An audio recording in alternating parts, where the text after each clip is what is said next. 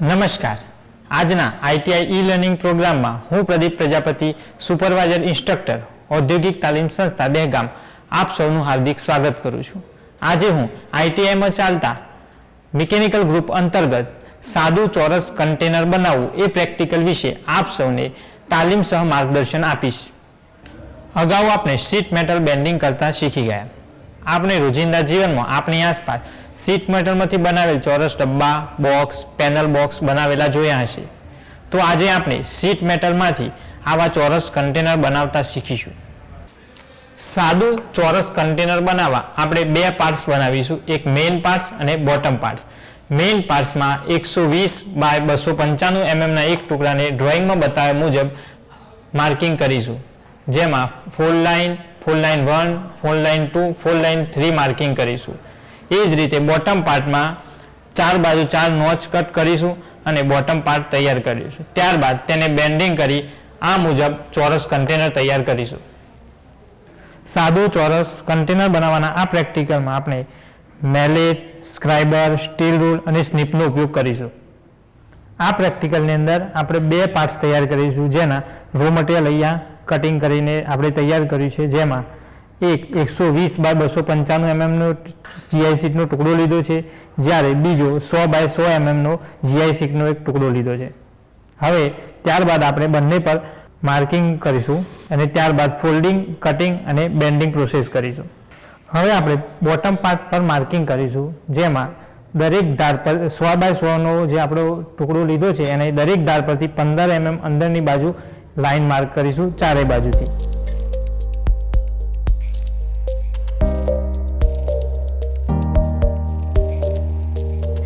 એક બાજુ લાઈન દોર્યા પછી બીજી બાજુ 15 mm અંદરની બાજુ બીજી લાઈન માર્ક કરીશું.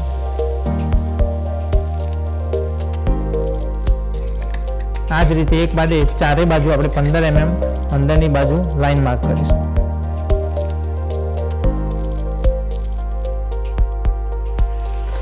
એ જ રીતે હવે આપણે મેઇન પાર્ટ્સમાં માર્કિંગ કરીશું, જેમાં સૌપ્રથમ એક ધારથી 15 mm દૂર એક લાઈન માર્ક કરીશું.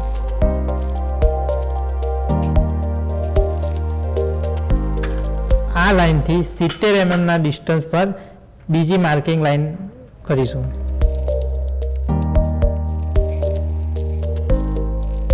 ત્યારબાદ એ લાઈનથી ફરીથી 70 mm બીજી લાઈન ડ્રો કરીશું અને એ લાઈનને રેફરન્સ લઈ ફરી 70 mm બીજી એક લાઈન ડ્રો કરીશું. ત્યારબાદ આગળની આ ધારથી 15 mm માપ લઈ બે પોઈન્ટને જોડીશું. એ જ રીતે સામેની બાજુ આ ધારથી 15 mm માપ લઈ આ પોઈન્ટ અને આ પોઈન્ટને જોડી બીજી એક લાઈન ડ્રો કરીશું. હવે જે આપણે મેઇન પાર્ટ્સ અને બોટમ પાર્ટ્સ પર માર્કિંગ કર્યું એ જોઈ શકીએ છીએ. ત્યારબાદ આ જોબની ચાર બાજુ નોચને આપણે કટિંગ કરીશું સ્નીપની મદદથી. હવે આપણે જે સ્નીપની મદદથી ચાર બાજુ નોચ કટ કરી છે એ આપણે જોઈ શકીએ છીએ.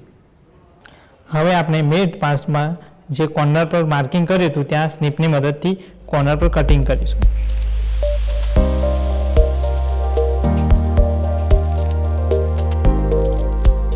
હવે આ કોર્નર કટિંગ કર્યા બાદ આપણે જે ફોલ્ડિંગ લાઈન માર્કિંગ કરી છે ત્યાંથી એ ધારે ફોલ્ડિંગ કરીશું.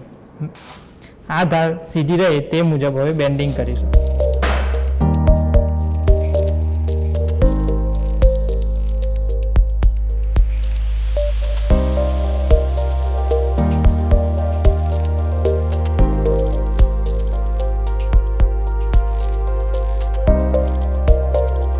હવે આપણે બોટમ પાર્ટમાં ચારે ધારોને બેન્ડ કરીશું.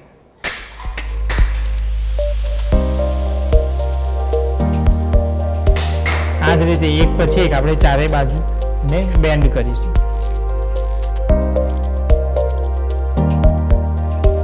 બેન્ડિંગ કર્યા બાદ હવે આપણો બોટમ પાર્ટ અને મેઇન પાર્ટ રેડી છે, જે આપણે જોઈ શકીએ છીએ.